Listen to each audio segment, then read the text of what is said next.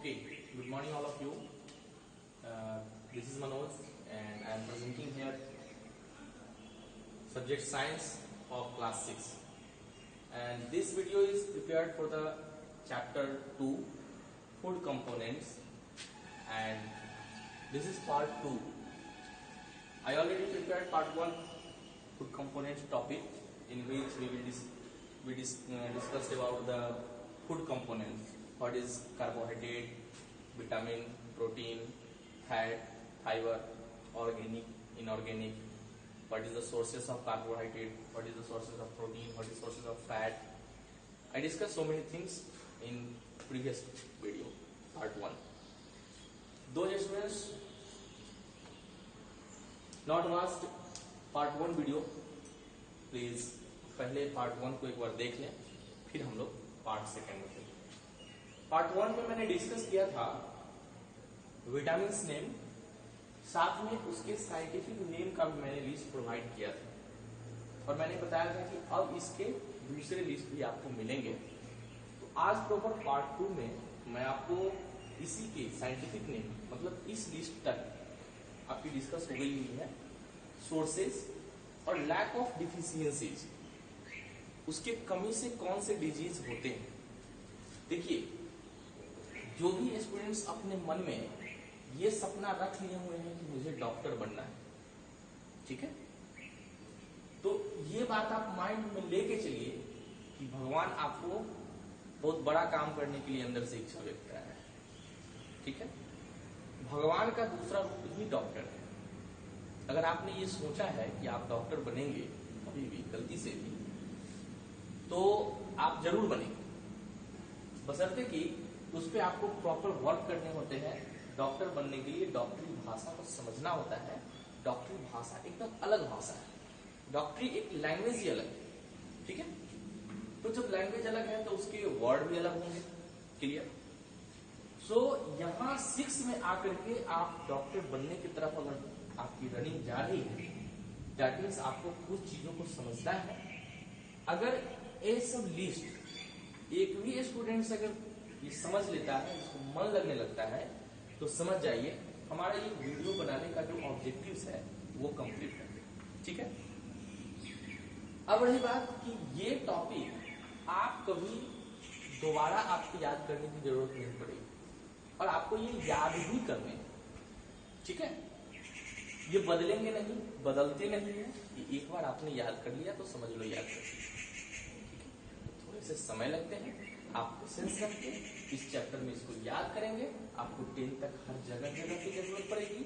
10 तक के लिए नहीं जरूरत पड़ेगी तो आपको अपने डेली लाइफ में जरूरत पड़ेगी। जो लोग डॉक्टरी फील्ड की तरफ नहीं जाना चाहते हैं, उनका खुद का तो हेल्थ है ना, खुद के हेल्थ की तरफ जाएंगे, तो इसके लिए ये चार्ट बहुत इंपॉर्टेंट है। आज मैं विटामिन का चार्ट आपको डिस्क्रिप्शन कर रहा हूँ। नेक्स्ट पार्ट 3rd वीडियो में मैं मिनरल्स का डिस्कस करूंगा, क्लियर।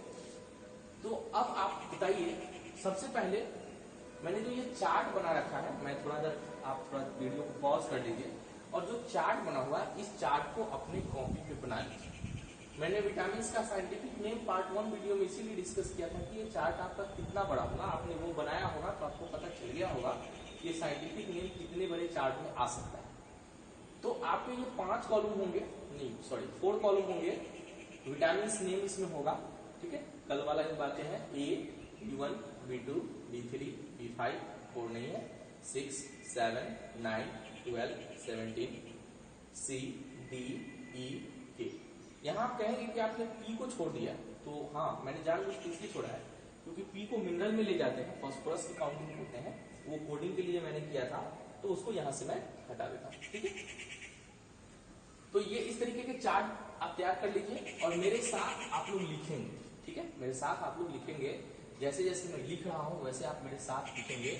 मेरे साथ लिखने से आपको बेनिफिट ये होगा कि आप लाइफ टाइम के लिए इसको आपके माइंड में फिट करें, ठीक है। तो सबसे पहले विटामिन ए का जो साइंटिफिक नेम है, उस साइंटिफिक नेम का नाम है रेटिनॉल, जो आपने पहले भी देखा है, पिछले वीडियो में भी देखा था, ठीक है। तो आपको शायद राइटिंग भी अच्छी से दिख रही है, आप इसको एक एक करके लिखिए मेरे साथ। और हम पहले भी डिस्कस कर चुके हैं स्टूडेंट्स कि अगर आप तबला बजाना सीख रहे हैं तो आपको तबला बजा के दिखाना होगा। आप डांस अगर सीख रहे हैं तो आपको डांस करके दिखाना होगा। अगर आप इस बोर्ड को बनाना सीख रहे हैं तो आप मेरे साथ करेंगे, किसी और को डिस्कस करेंगे, तो समझ जाइए कि आपने ये काम करना सीख गया।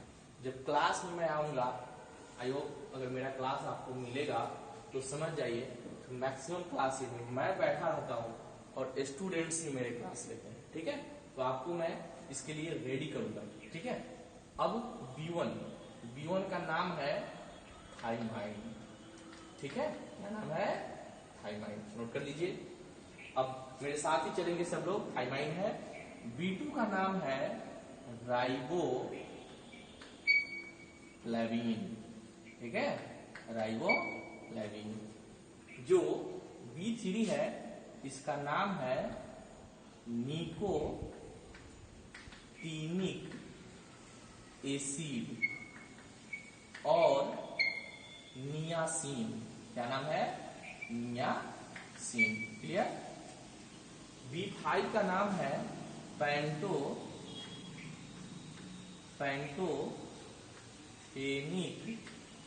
एसिड। क्लियर? ठीक है। B6 का नाम है पाइरोडॉक्सिन।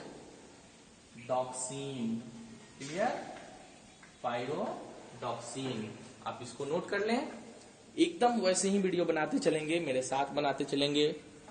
कहीं भी स्पेलिंग प्रॉब्लम हो, राइटिंग अगर दिखने में प्रॉब्लम हो, आप कमेंट करिएगा, मैं उसको क्लियर कर दूंगा। ज्यादा बड़ा चार्ट है नहीं। इसका नाम है बायोटिनिक एसिड। ठीक है, या इसका नाम बायोटीन भी कहते हैं। जो B9 है इसका नाम है फॉलिक एसिड। मैं थोड़ा लंबा समय ले रहा हूं, मेरा एम यही है कि आप एक बार में इसको कंप्लीट कर दें। ठीक है, ये है साइनोकोबालामीन।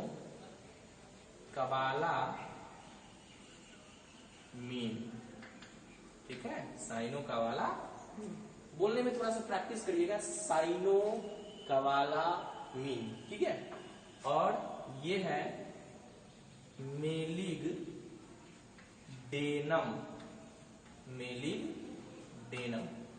ऐसे तैयार करना है कि दूसरी बार आपको लाइफ में चार्ट तैयार करना नहीं पड़े। ये जो आप सी है एस्कॉर्बिक एसिड। ठीक है, और जो विटामिन डी है इसके साइंटिफिक नेम है कैल्सीफेरॉल। ठीक है, विटामिन ई टोकोफेरॉल।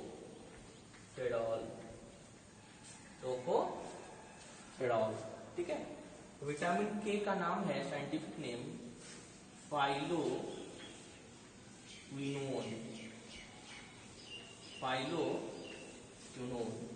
ठीक है, ये नाम आपको जब भी मैं अगर क्लास में मिला तो मैं आपको सेम टू सेम बोलूंगा चार्ट तैयार करिए। कुछ है नहीं, जैसे मैं कर रहा हूँ वैसे आप करिए। हाँ, लेकिन थोड़ा सा प्रैक्टिस करना पड़ेगा। बिना प्रैक्टिस किए आपको ये समझ में नहीं आएगा, याद नहीं होगा। इसमें रटना भी है, समझना भी है, दोनों भी काम करने हैं।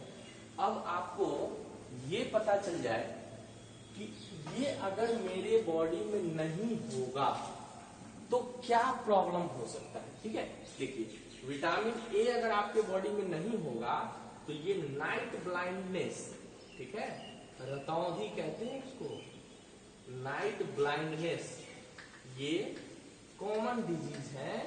लैक ऑफ डिफिशियंसी डिजीज में विटामिन ए के लैक से जो डिजीज होंगे वो नाइट ब्लाइंडनेस। ठीक है, थाइमाइन से जो होने वाले डिजीज है उसको बोलते हैं बेरी। ठीक है, बेरी ये कॉमन डिजीज है। बहुत लोगों को देखते होंगे, सुनते होंगे कि खाना खाता है फिर भी कमजोर होता जा रहा है। वो बेरी होते हैं, धीरे धीरे वो मर भी जाते हैं। गांव घर में उसको सुखंडी रोग। ठीक है, ये B2 से स्किन की प्रॉब्लम होती है। क्या होता है?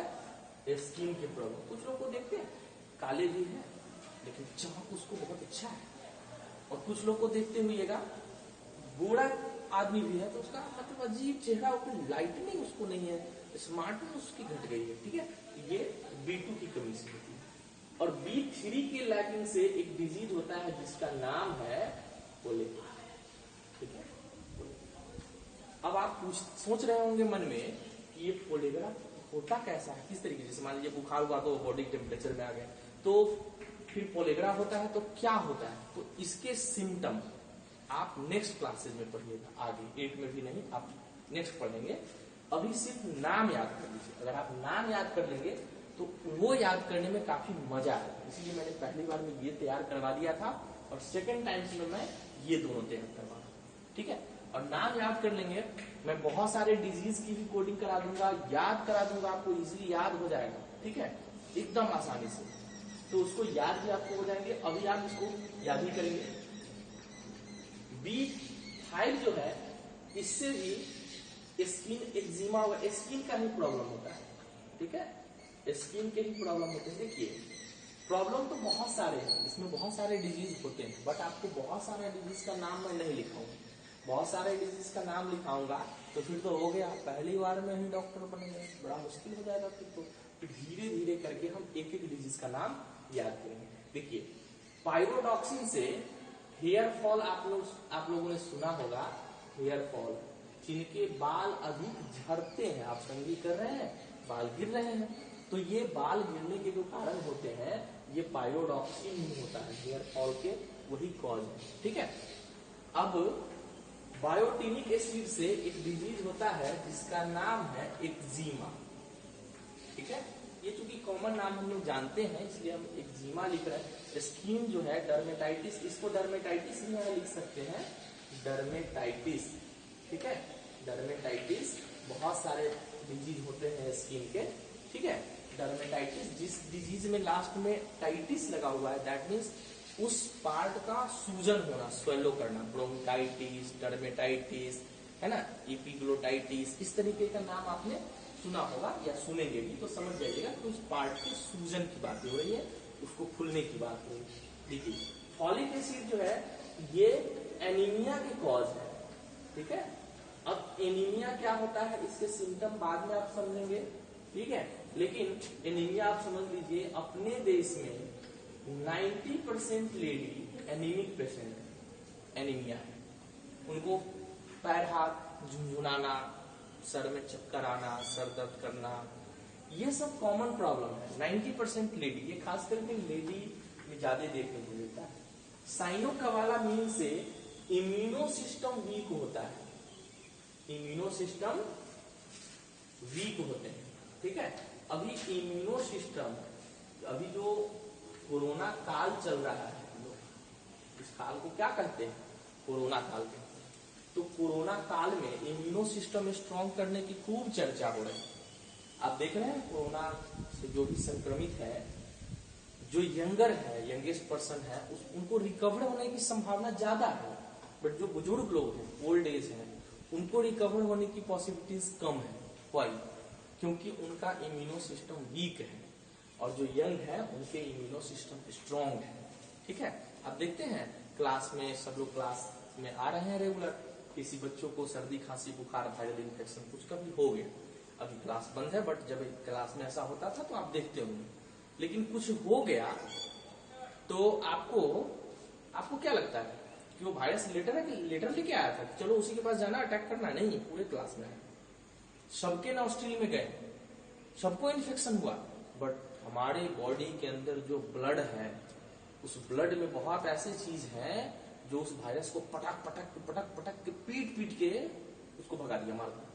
लेकिन जिसके ब्लड में वो पिटाई करने वाला जो आइटम था, वो जो वीक थे, वो हार गया, तो फिर उसको बीमारी हो गई। तो जिसके इम्यूनो सिस्टम स्ट्रांग है उसको छोटे मोटे बीमारी इतनी जल्दी नहीं होगी, यहाँ तक कि कोरोना जैसे भी रिकवर होने की संभावना ज्यादा होती है उसकी। ठीक है, तो इम्यूनो सिस्टम स्ट्रांग रखने के लिए अब आप सोचेंगे कि साइनोकावालामिन अभी मिलता तो हम 2-4 डब्बा मार लेते, वो कहाँ मिलेगा, तो हम लोग बीच वाला को इसीलिए खाली छोड़ के रखे हुए। ठीक है, तो इस पर हम लोग आते हैं। हालांकि अभी इम्यूनो सिस्टम के लिए आपको हम बता दें, बहुत आयुष मंत्रालय की तरफ डिफरेंट चीज जो है आपको दिया गया है। तुलसी, अदरक, गिलोय का काढ़ा हो गया, गर्म पानी हो गया। ठीक है, तुलसी के पत्ता 2-4-5 वैसे भी रोज आप चबा लें, ये हो गया। तो ये इम्यूनो सिस्टम के लिए हो गया।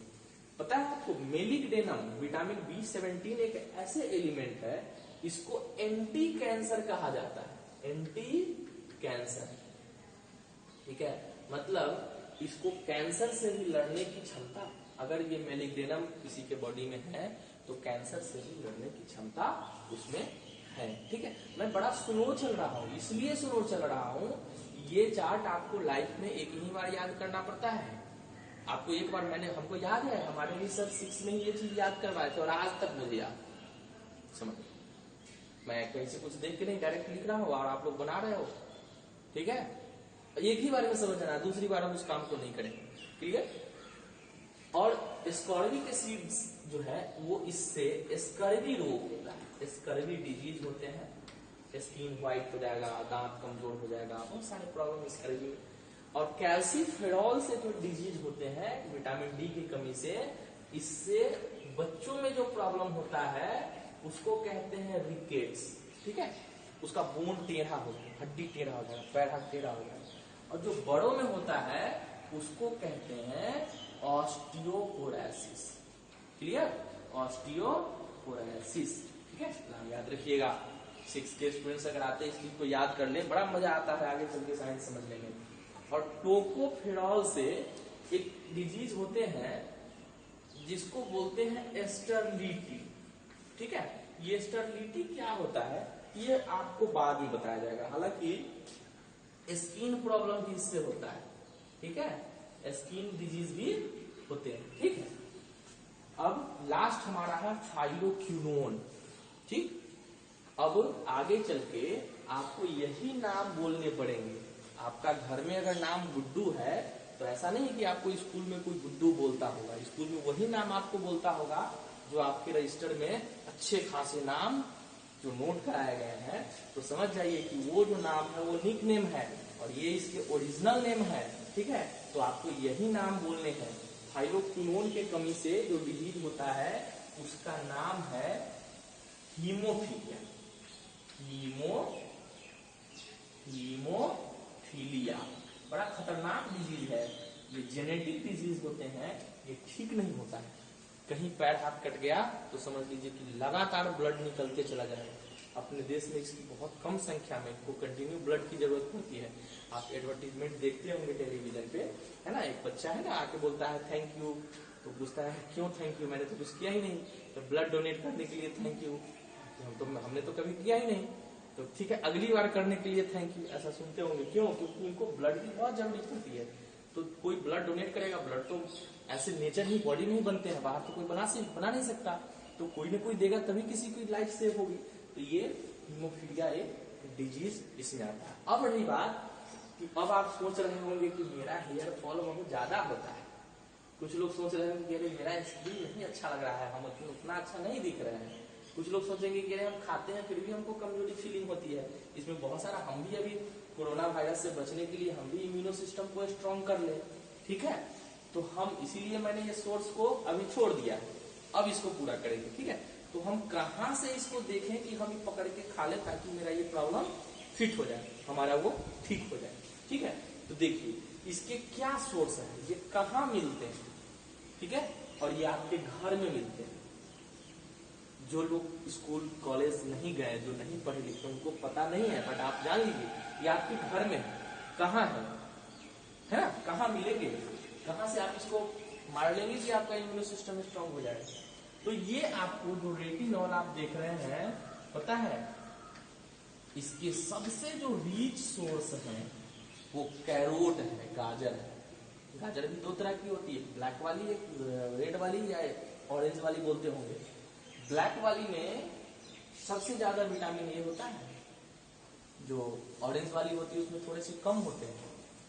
और थायमीन की बात करें तो यहाँ पे हम एक कोड लिख रहे हैं GLP, आप नाम याद रखेंगे, ग्रीन लीफी वेजिटेबल्स इसका फुल फॉर्म होगा, है ना, एंड फ्रूट्स। कहा? फ्रूट्स में मिलेंगे, इसीलिए कहा जाता है कि सब्जी ज्यादा खाना है ना। और नट्स समझ रहे हैं, सूखे फल जो होता है, आलमंड हो गया, कैश्यू हो गया, बादाम हो गया, इन सब चीजों में। ठीक है, राइबोफ्लाविन के भी यही सोर्स है।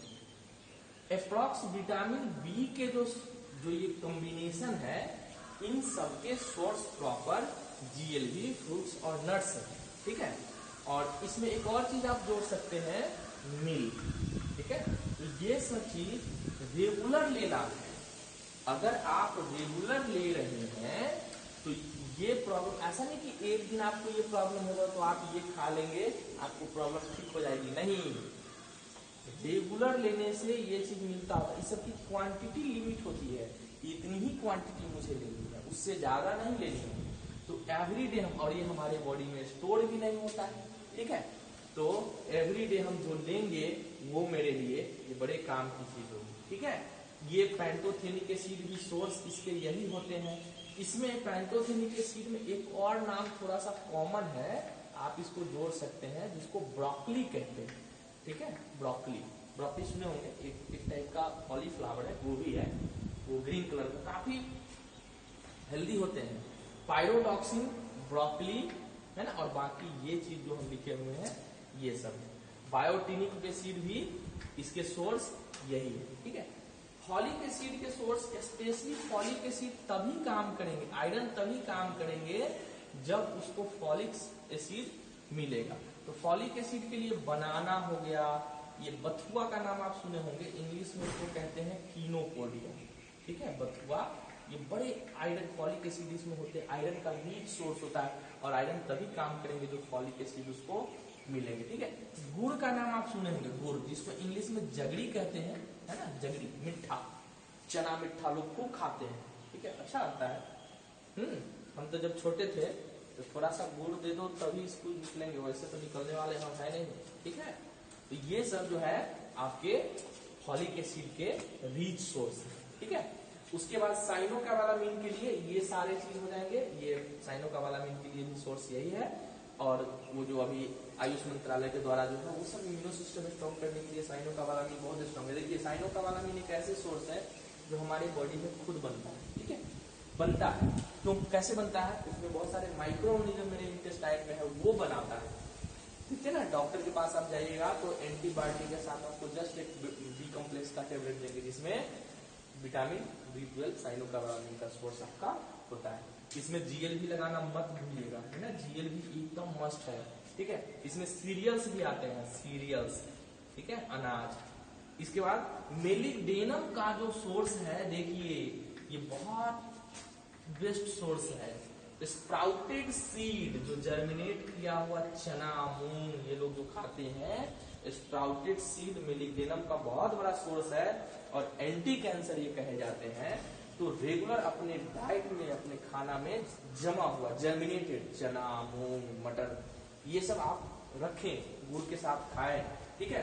एस्कॉर्बिक एसिड का जो सोर्स है, ये सिट्रस फ्रूट इसमें आता है नाम, सिट्रस फ्रूट, ठीक है, जिसमें लेमन, ऑरेंज, ये खट्टा वाले जो फल होते हैं ना, वो खट्टा वाले फल सारे के सारे इसमें आता है, गुआवा, ये सब सिट्रस फ्रूट के रूप में आता है। कैल्सीफेरॉल के लिए जो सोर्स है वो तो मिल्क एक सबसे पहले आ गया, उसके बाद ये सनलाइट है, ठीक है, सनलाइट, कभी कभी है ना, सनलाइट में जाना भी है, सनलाइट से आपको कैल्सीफेरॉल मिलते हैं, विटामिन डी मिलते हैं, जिससे बोन स्ट्रॉन्ग होता है। और टोकोफेरॉल, जीएलबी नट्स, ठीक है, नट्स, और कुछ वाइल्ड में भी पाया जाता है टोकोफेरॉल, ठीक है, टोकोफेरॉल ये हो गया।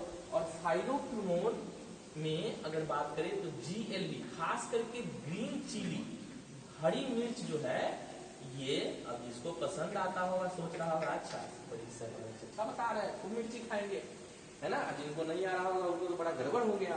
तो ग्रीन चिली ये फाइलोक्विनोन के बहुत बड़े सोर्स है, और हीमोफीलिया से बचने का बहुत बड़ा सोर्स है। तो मुझे पूरा विश्वास है कि आप सब इस चार्ट को बनाना सीख गए हैं, और मैं आपके साथ ही बनाया हूं, इसलिए जब भी आप मेरे क्लास में मिलेंगे तो आप मेरे साथ इस चार्ट को बनाना सीख लीजिए।